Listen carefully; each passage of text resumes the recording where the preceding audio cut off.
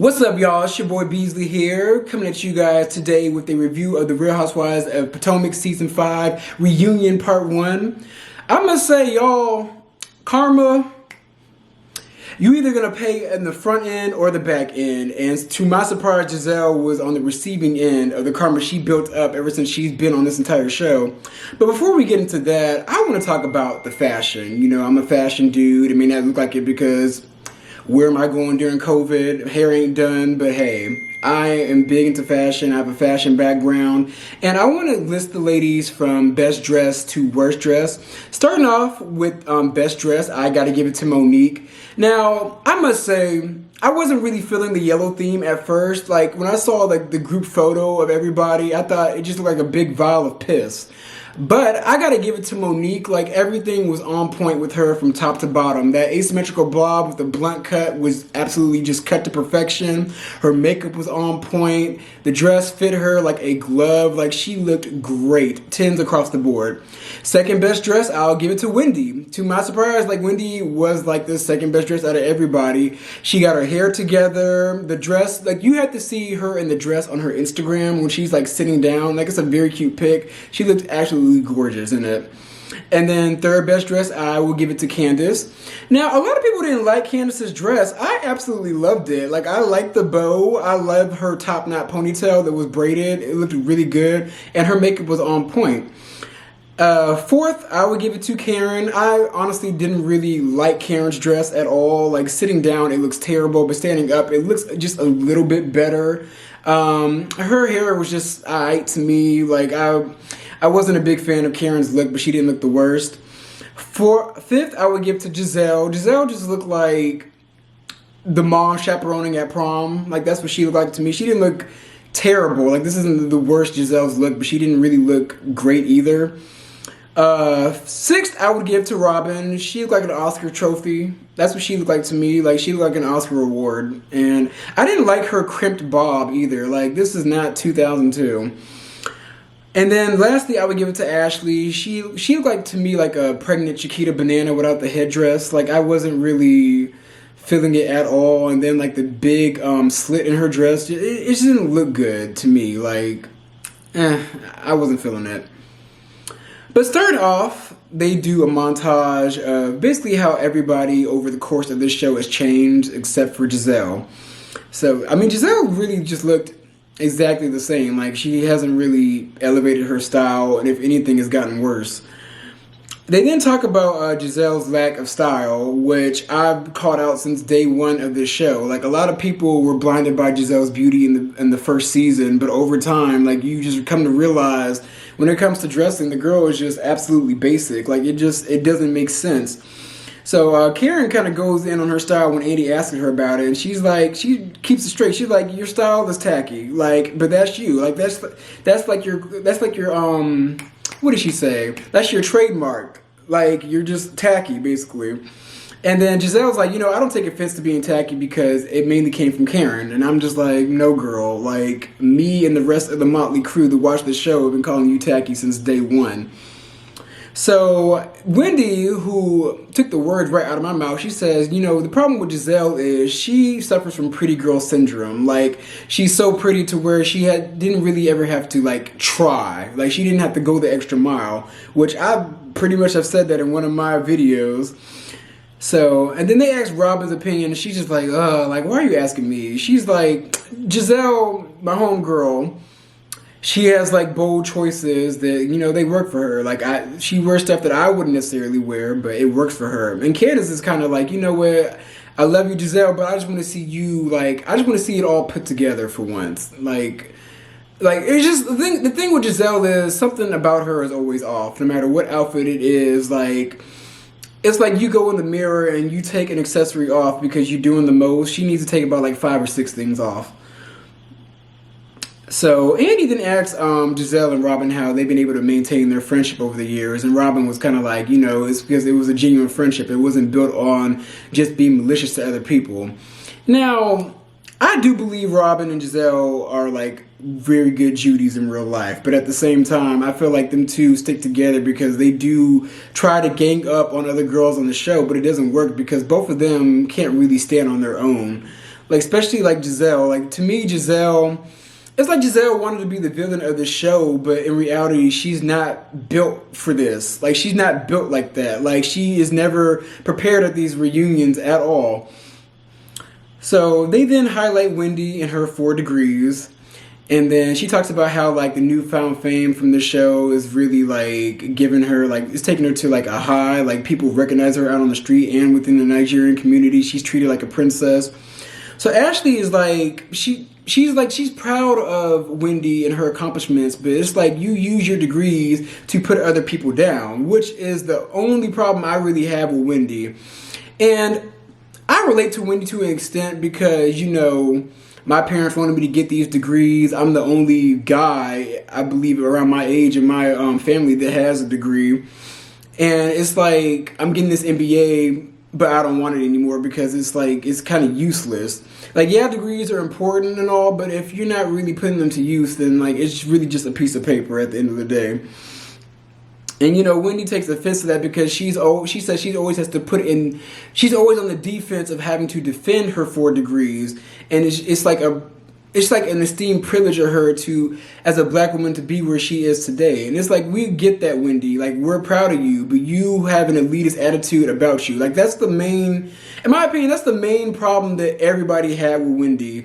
Now, I will say, Wendy, for her first season, a lot of people are riding on her hard, but I feel like for her first season, she did pretty well, and I can actually see her coming back. But she's going to have to tone down that degree talking because we don't want to hear nothing else about that in their next season. Like, Wendy, you need to come with something else instead of these degrees and you being trapped in a life that you don't want to live anymore. So they then, Giselle kind of shifts the blame towards Karen and says that Karen tried to get Wendy kicked off the show. And Karen's like, no, what you're not going to do is not lie on me. I told you in confidence, like, I'm having a hard time connecting to Wendy. And Wendy's kind of just like, well, you know, the main reason why Karen has a problem with me is because I didn't come to her asking for her to be my mentor. Like, I didn't come to her like basically like Karen's like the mother hen of all the girls, and all the new girls come in and try to like Karen tries to take the new girls under her wing, and Wendy didn't do that. But from what I feel like, them two probably had issues before. I still, to an extent, feel like Karen is a little bit jealous of Wendy, but it is what it is. So they then talk about how Karen made fun of her slithering down the stairs, and, you know, Wendy's able to laugh at herself. And for her to be as astute as she is, I appreciate the fact that she's able to laugh at herself. I mean, like, people that take themselves so seriously, they're just like a stick in the mud. And that's what Wendy gives, but she isn't that. So I can appreciate that. So they then talk about Candace. And they talk about her song and like how it's like been a massive hit. I mean, not a massive hit, but it's a good song. And they talk about how Ashley shaded Candace's song in the confessional. And Candace is basically like, girl, you trying to shade my song, but like your vocals are trash. Like, who are you to say? And I'm just like, Ashley, you needed to sit down on that one because I don't remember what season that was. Like, was that last season when Ashley put out her song? Or they did a battle of the songs? I don't know. But Ashley, girl, you haven't sang since because everybody rolled and ragtagged that ass over that song you put out. So then Candace and Ashley, they kind of get into it back and forth. Like, they talk about, like, their respective husbands.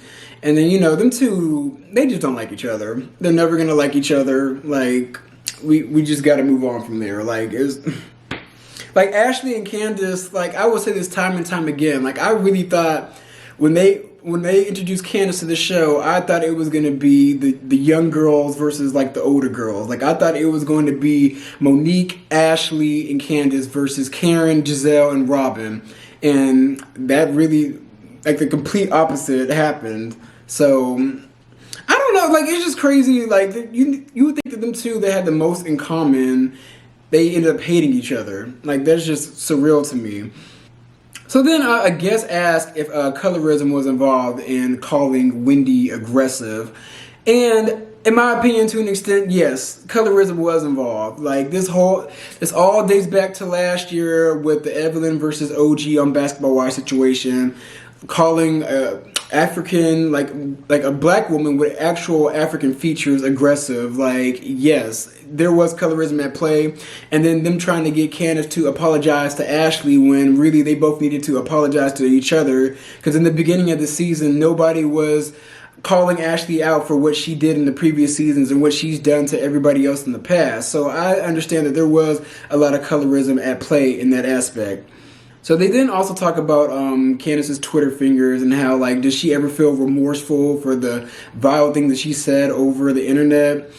And Candace is like, the problem with me is I know how to use my words very well, and am I remorseful? I think she said kind of not really. Like, I'm not really remorseful. Like, what people say to me, I'm going to go ahead and respond back. And honestly, y'all, like, y'all can't really get mad at Candace because at this point, all the Real Housewives basically have gotten away from like showing opulent lives and has shifted in towards like a big old shade fest. So you can't really be mad at Candace for having reads together that everybody can't really take that well. And they say that she hits below the belt, but to an extent she does, but at the same time, this is what you guys are on the show for. Like, you guys are able to dish it out, but you can't take it. That's the main issue with the Potomac Housewives.